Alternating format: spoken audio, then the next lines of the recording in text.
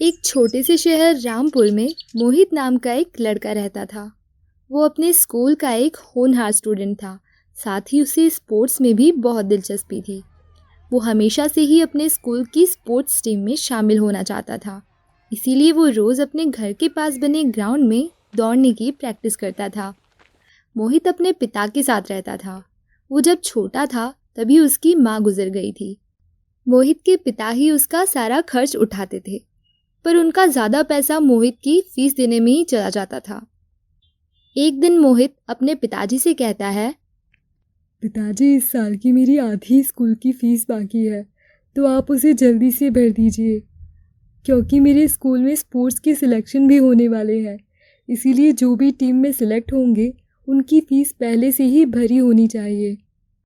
ठीक है, जैसे ही मुझे आज मेरी तनख्वाह मिल जाएगी मैं जाकर तुम्हारे स्कूल की फ़ीस भर दूंगा।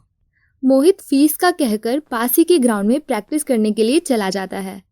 कुछ ही दिन में उसके सिलेक्शन आने वाले थे और रोज़ की तरह वो सुबह के समय अपने स्कूल के ग्राउंड में प्रैक्टिस कर रहा था कि तभी उसके स्कूल के कोच उसके पास आते हैं। मोहित, कैसी चल रही है तुम्हारी प्रैक्टिस? अच्छी चल रही है सर। ठीक है, इसी तरह मन लगाकर प्रैक्टिस करते रहो, पर अपने इन जूतों को बदल दो। इन्हें पहनकर तुम ग्राउंड में नहीं दौड़ पाओगे। ठीक है सर, मैं आज ही अपने पिताजी को बोलकर नए जूते ले आऊँगा। स्कूल की छुट्टी के बाद मोहित अपने घर जाता है और अपने पिताजी से कहता है, पिताजी, मेरे जूते फट गए हैं और मेरे स्कूल की कोच ने भी बोला है कि इन्हें बदलने की ज़रूरत है, तभी मैं दौड़ पाऊँगा। तो क्या आप मुझे नए जूते दिला सकते हैं? बेटा, मैंने आज ही तुम्हारे स्कूल की फ़ीस भरी है। अब मेरे पास इतना पैसा नहीं है कि मैं तुम्हें एक अच्छे जोड़ी जूते दिला सकूं। तुम अभी इन्हीं जूतों में काम चला लो। ठीक है पिताजी।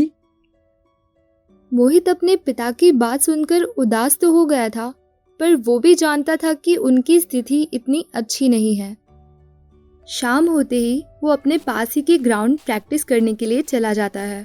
तभी वो देखता है कि ग्राउंड में एक लड़का बहुत अच्छे जूते पहन रहा है। वो उसके पास जाता है और उससे कहता है, तुम्हारे जूते तो बहुत अच्छे हैं, ये तुमने कहाँ से लिए हैं? वो लड़का मोहित को देखकर समझ जाता है कि वो एक गरीब परिवार से है, तो वो लड़का उसका मजाक उड़ाते हुए कहता है, ये जूते इतने महंगे हैं कि तुम अपना घर बेच दोगे तब भी नहीं खरीद पाओगे। और वो हंसते हुए वहां से चला जाता है। मोहित उसकी बात सुनकर उदास हो जाता है और वो वहां से चला जाता है, पर वहीं खड़ा एक लड़का रोहित उसकी बातें सुन रहा था। वो उसी स्कूल में पढ़ता था और मोहित का एक दोस्त था। वो उसकी स्थिति जानता था, इसीलिए वो सोचता है कि उसे एक जोड़ी जूते मोहित को गिफ्ट कर देने चाहिए।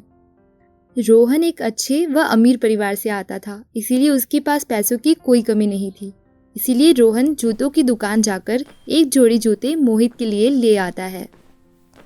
अगले दिन स्कूल के ग्राउंड में रोहन मोहित को उदास दिखाई देता है और वो उन्हीं फटे जूतों में था। इसीलिए रोहन उसके पास जाता है।